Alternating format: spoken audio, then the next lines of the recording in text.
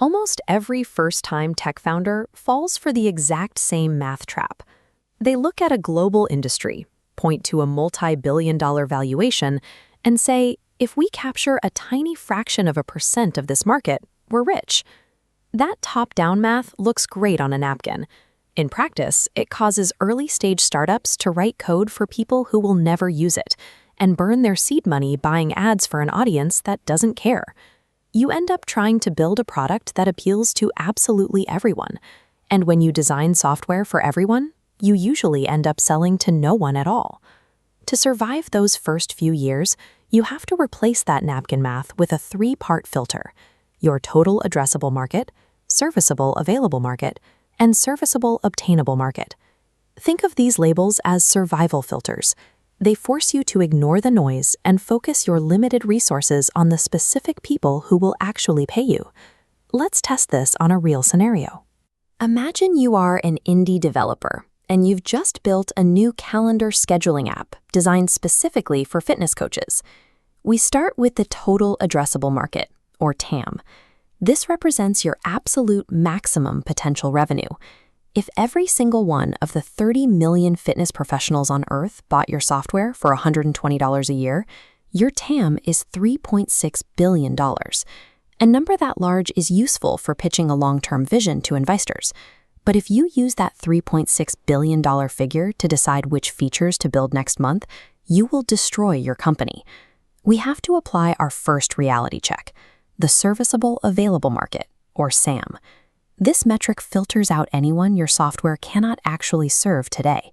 Your current codebase only supports English.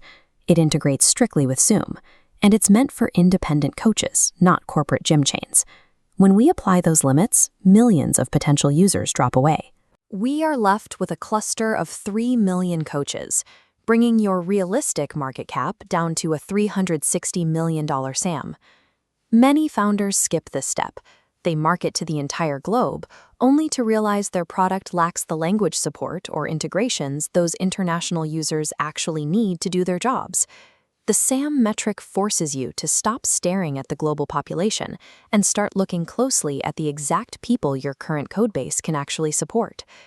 You've narrowed down to 3 million users, but as a solo founder, you still don't have the advertising budget or the media presence to reach 3 million people. This brings us to the most restrictive metric: your serviceable obtainable market, or SOM. Your SOM ignores the theoretical. It is dictated entirely by your current reality, your existing ad budget, the specific marketing channels you know how to use, and the number of people you can realistically reach in the next 12 months. Let's see what happens to our data cluster when we apply this final constraint.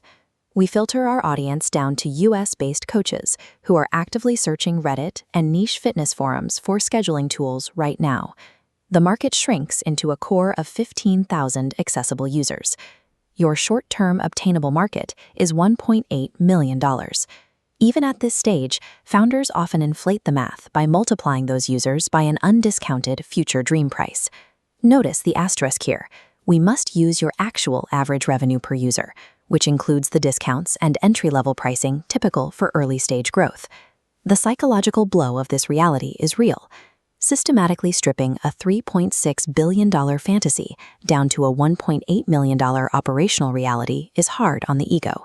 Accepting this reality provides the foundation for your business. A $1.8 million market you can actually talk to today generates revenue.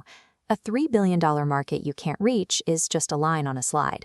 This filtered SOM provides the precision you need to start. It acts as a guide for every decision your company makes in its first year. Because you know exactly who these 15,000 people are, you know exactly what words to put on your landing page. You know what subreddits they read, which means you know exactly where to spend your first $100 in marketing. This nested diagram shows the actual path to scale. You start by completely dominating that center SOM circle. You collect revenue and expand outward into the larger SAM. You build new features to capture the SAM until that original TAM becomes an executable target.